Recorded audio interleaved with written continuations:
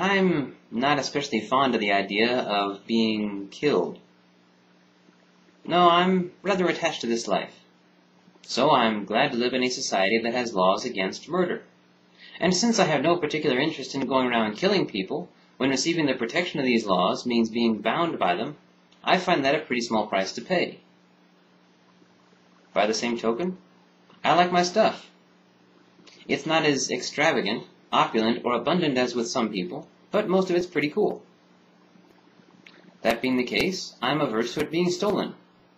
So I'm glad to live in a society that has laws against theft.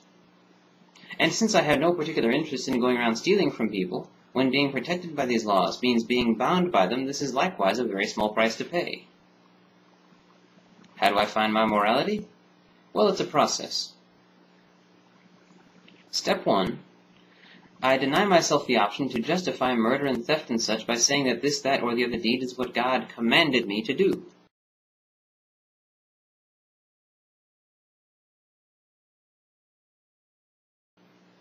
Step 2.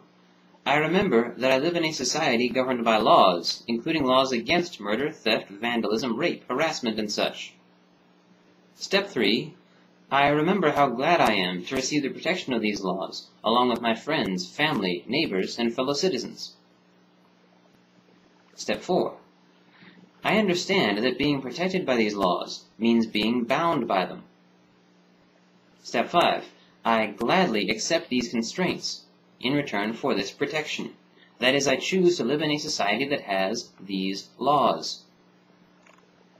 No law can be effectively enforced unless the vast majority of those the law applies to will have no difficulty abiding it.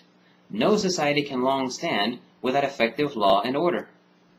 History is replete with nations and societies, heavily religious, lightly religious, and non-religious, which have stood for at least several decades. This suggests to me that the vast majority of people who have existed have been willing to accept the constraints of such laws in return for their protection. Now here's an interesting caveat. I work with many Christians who ask me about the origins of my morality. The thing is, at the time, they're consistently on their way to the smoke pit, a place I never have cause to visit. I don't smoke. I never have. Somehow, without relying on God's guidance, I have managed to avoid falling into that trap, while even with it, they haven't. Is smoking wrong? Well, let's examine that.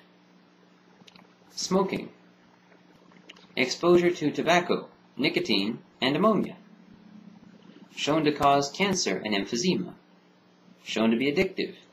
Shown to put a significant prolonged drain on the finances of an addict while simultaneously ruining the addict's health and taking years off the addict's life.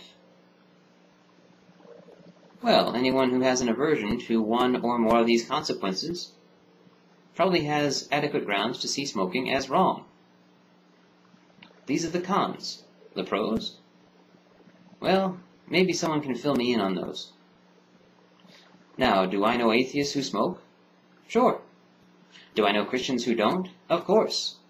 But the question this raises is, since there are both Christians and atheists among both smokers and non-smokers, do these Christians who smoke have any business questioning the morals of an atheist who doesn't? Now, it just so happens that the God of Christianity does not exist, and I can prove it.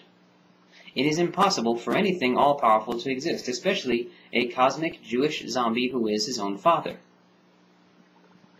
What do we mean when we call a being all-powerful? We mean that this being has abilities which are not limited and cannot be limited, a being able to do absolutely anything. Such a being is able to impose limits on his own abilities, which means that his abilities can in fact be limited. If, on the other hand, his abilities cannot be limited, even by himself, that is, if he does not have the ability to impose limits on his own abilities, then there is something he cannot do, which means that his abilities are already limited. We are left to conclude that, since the God of the Bible is by definition an all-powerful being, and since an all-powerful being cannot exist, the God of the Judeo-Christian Islamo-Mormon mythos cannot exist, and therefore does not exist. Therefore, turning to him for any manner of guidance is akin to trying to navigate by a compass one must point oneself. These mandates you are following, which you are crediting to him, are either your own will or the will of someone else claiming to speak on his behalf. This being the case, why would that someone claim to speak for him, unless to infuse his or her own claims with credibility they do not already possess? Why, except to give the claim the appearance of morality?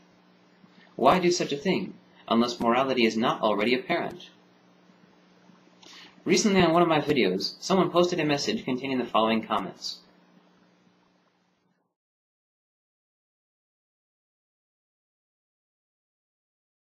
How am I to take this, except that this fellow is implying that atheists have no morals? Now, Christians, Muslims, Jews, Mormons, think about this. When someone calls you immoral or amoral, how do you react? You take it personally. You know damn well that you do, don't try denying it. What business then does this fellow have to be puzzled or surprised when I reacted the same way? Now, why does one react this way? Because this is an insult. The act of calling a single person amoral is insulting, and the act of calling an entire group of people categorically amoral because of who and what they are is an act of discrimination. This criticism can serve no purpose except to pave the way for the insinuation that, since these people lack morals, maybe their votes shouldn't count as much. Now tell me, my Abrahamic friends, since you're all allegedly so much moral than we are, how come you can't tell that? How come we can?